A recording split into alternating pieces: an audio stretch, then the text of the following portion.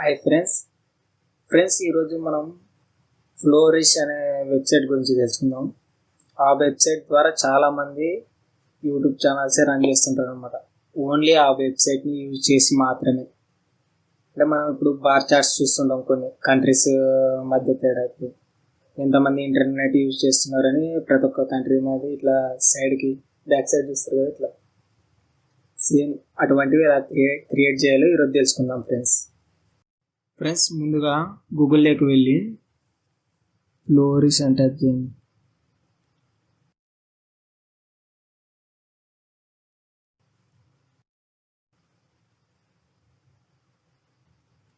ఇక్కడ ఉంది కదా Flourish.studio అని.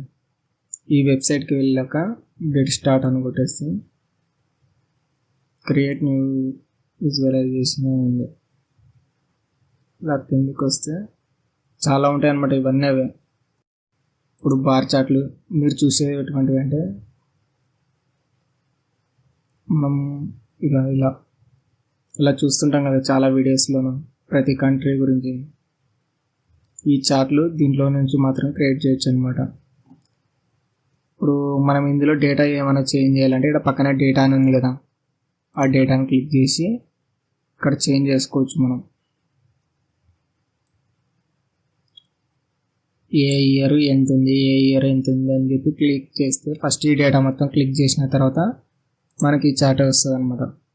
ఇక్కడ ఇయర్ చేంజ్ అవుతుంటుంది కదా, మనం ఇచ్చిన డేటా ఆధారంగా అది మొత్తం డిజైన్ చేసుకుంటుంది ఈ వెబ్సైట్లో. ఈ ఒక్క వెబ్సైట్ని యూజ్ చేసి చాలా యూట్యూబ్ ఛానల్స్ వీడియోస్ చేస్తుంటాయి అన్నమాట.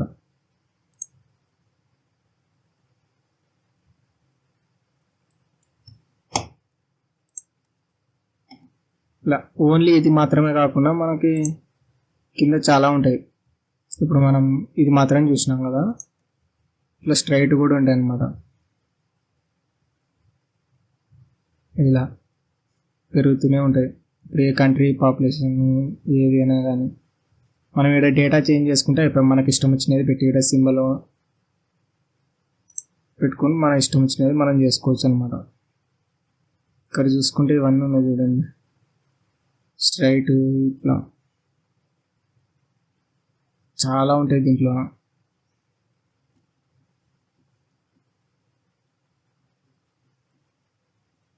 ప్రతి ఒక్కటి యూజ్ చేసుకోవచ్చు అనమాట.